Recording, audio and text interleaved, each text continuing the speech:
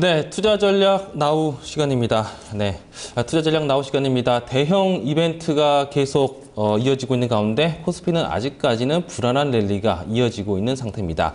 오늘 선물 옵션 동시 만기를 앞두고 아직까지는 프로그램 매매 영향력이 확대되고 있는 시점이라고 볼 수 있습니다. 이 시점에서 이토마토 투자클럽 전문가들은 어떻게 투자 전략을 세우고 있는지 한번 알아보도록 하죠. 네, 먼저 박승용 전문가입니다. 지수보다는 오늘 종목에 집중할 것을 권유하고 있습니다. 서정훈 전문가는 외국인의 매수세가 현재 초반부터 강하게 들어오고 있는데 여기에 관심을 가져야 될 것으로 판단을 하고 있습니다. 네, 한규수 전문가입니다. 포트폴리오를 짤 때 대형주는 80% 정도 그리고 중소형 우량주를 20% 정도 집중적으로 포트폴리오를 구성할 것을 얘기하고 있습니다. 정희만 전문가입니다. 이번 주 후반에 있을 이벤트들에 대해서 관망세를 가질 것을 투자 전략으로 세우고 있습니다. 네, 다섯 번째로 강재현 전문가의 투자 전략은 2050포인트에서 2150포인트까지 코스피를 목표치로 세울 것을 이야기하고 있고요. 박한샘 전문가는 선물 옵션 동시 만기 전에 숨죽일 필요가 있다고 이렇게 판단을 하고 있습니다. 금산 전문가도 한번 보도록 하죠. 이벤트가 이번 주에 참 많은데 결국에 모멘텀은 중국에서 찾을 필요가 있다라고 생각을 하고 있습니다. 이재우 전문가 마지막입니다. 현재 강하게 들어오고 있는 외국인의 수급 상황을 체크해 볼 필요가 있다 이렇게 보고 있습니다.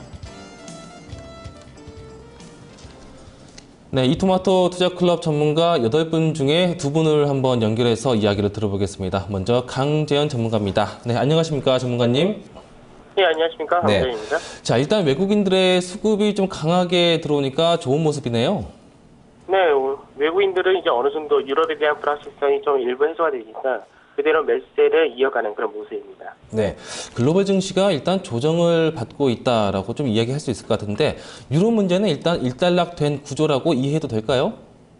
네, 유럽에서는 이제 남아있는 거는 ESM과 신대전 협약에 대한 헌재 판결이 남아있고요. 그리고 그리스, 그리고 스페인에서 언제 구제금융을 신청할 것인가 여기에 대해서는 남아는 있습니다. 하지만 전체적인 큰 틀 가장 중요한 것이 22에서 국채 매입을 감행함으로써 이제 어느 정도 유럽에 대한 불확실성은 많이 해소했기 때문에 나머지 여진 정도는 남아있을지언정 유럽의 본격적인 문제가 부각이 되거나 확대되기는 힘들다라고 보시면 될 것 같습니다. 네, 그렇군요. 자, 이 시점에서 이제 주도주가 좀 변화가 될 수 있을지 그렇지 않을지에 대해서 주목을 하고 있는데 자, 중소형주에서 대형주로 좀 관심을 가져볼 필요가 있을까요? 네, 대형주 쪽에다가 더 무게는 당연히 두셔야 되는 것이 맞고요. 중소형주 같은 경우는 단기적으로 모멘텀이 있는 종목들에 대해서는 어느 정도 추가적인 강세 흐름이 나올 수 있겠지만 전체적인 큰 틀 자체는 대형주 쪽으로 옮기시는 것이 가장 좋을 것 같습니다.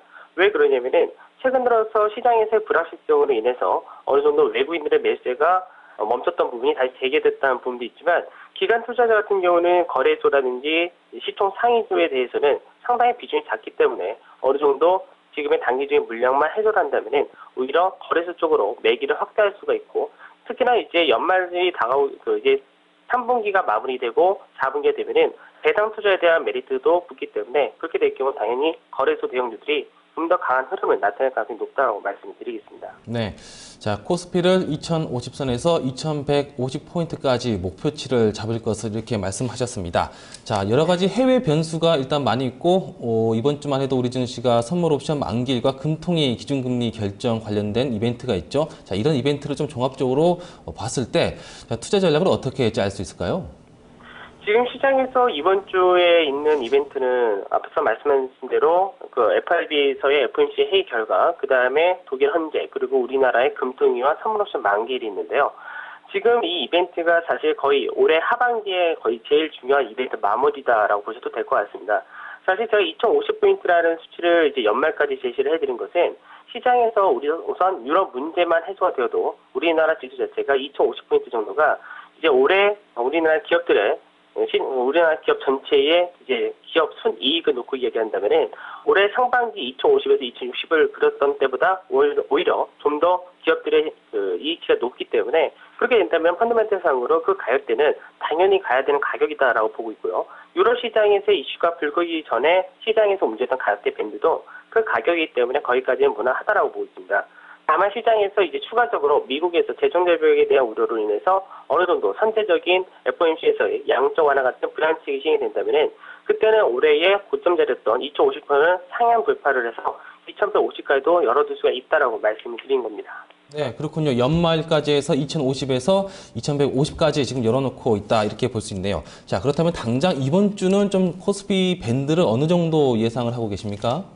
이번 주 같은 경우는 지금 현재는 1950이 가장 중요한 그런 수치로 잡혀져 있는데 1950에서 1970 사이에서의 그 시장에서의 매물 압박은 상당히 좀 작습니다. 앞전만큼의 매물 압박을 크게 안 받기 때문에 이번 주 만기를 기준해서 1950포인트를 안착하는 흐름, 그 조정까지 거기서 마무리가 된다면 이번 주는 1970까지도 열려 있다라고 말씀드리겠습니다.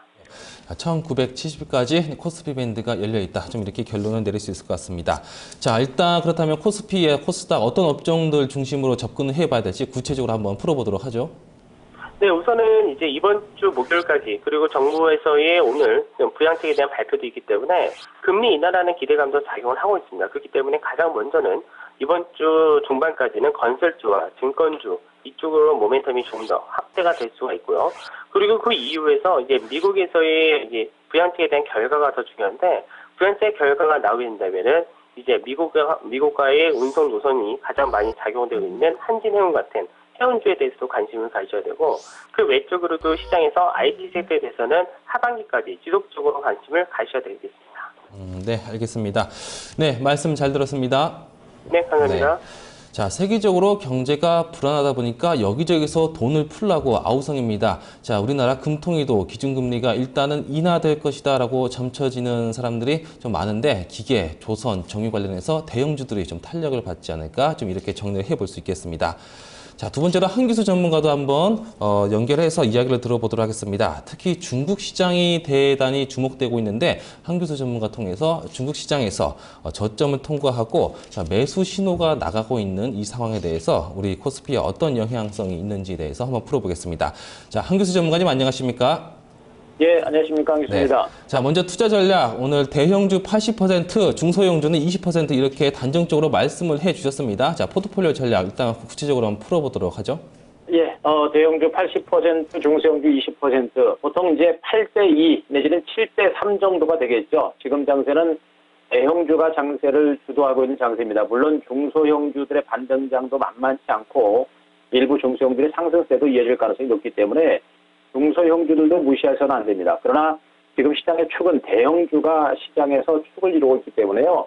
대형주가 지금 바닥에서 올라오는 종목들이 많습니다. 대형주들을 중심으로 여러분들이 비중을 충분하게 높이실 때 안정된 수익이 나올 수가 있고 그리고 일부 중소형들의 반등장도 강하기 때문에요.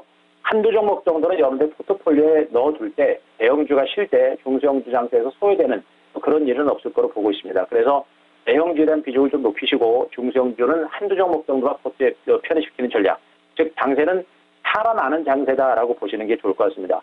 제가 이 시간을 통해서 여러분들에게 꾸준하게 강조를 드렸듯이 지금 장세는 대형주, 그러니까 중국 관련주를 중심으로 여러분께 계속해서 말씀드렸었죠. 시장은 분명 중국을 중심으로 호재가 많이 나오고 있고요. 유럽과 미국은 더 이상 악재가 나오지 않습니다. 그리고 이번 주에는 독일과 그리고 유럽을 중심으로 한 호재들이 조금 더 나올 수 있는 그런 가능성이 높기 때문에 유럽과 미국을 중심으로 해서 그리고 앞으로는 중국에서 더 큰 호재가 나면서 반등장을 이끌어낼 수 있기 때문에 대형주가 시장의 축을 이루고 계속 주도할 가능성이 높습니다. 그리고 대형주 위치가 굉장히 안전한 위치이기 때문에요. 대형주 쪽으로 집중을 하실 때 더 안정된 수익이 나올 것이다라는 부분들을 보시는 게 좋을 것 같습니다. 네. 그렇군요. 자, 유럽과 미국에서 더 이상 악재는 나오지 않을 것이다. 이렇게 보고 계십니다. 자, 집중해야 될 게 중국이라고 말씀을 하셨습니다. 자, 금리 인하 가능성 조금 열어둬야 되겠네요. 그렇습니다. 그동안 금리 인하에 대한 기대감을 그동안 계속 가져왔었고 경기 부양책에 대한 기대감을 가져왔습니다만 금리 인하 정책은 없이 오히려 SOC 투자라고 하는 새로운 경기 부양 대책을 중국에서 내놨습니다. 그것이 이제 중국 증시의 급반등세를 이끌어냈는데요. 저는 이제 중국의 경제 대표가 돌아서려면은 역시 금리 인하까지는 단행이 되어야 된다라고 보고 있고 앞으로 금리 인하가 단행이 되게 되면 세 번째 금리 인하가 단행이 되는데요. 보통 금리 정책에 있어서 세 번째 금리 인하 정책이 나오게 되면 경제 대표가 우상향으로 돌아서는 그런 경우가 상당히 많습니다. 결국에 중국이 뭐 9월 달 안에 뭐 금리 인하 조치가 추가적으로 나올 가능성이 높은 것으로 저는 보고 있기 때문에 뭐 SOC 투자라는 대규모 호재와 함께 여기서 금리 인하까지 단행이 되면은 중국의 경제 지표는 우상향으로 돌고 중국의 경제 지표가 우상향으로 돌 때 중국에 대한 경제 의존도가 높은 우리나라 증시도 굉장히 빠른 속도로 돌아설 가능성이 높은 것으로 보고 있습니다. 그렇게 된다고 한다면 지금 이 구간이 바로 이제 중국 관련 주류 증시로 가장 싼 거에서 주식을 잡을 수 있는 그런 기회가 될 것으로 보고 있습니다. 네.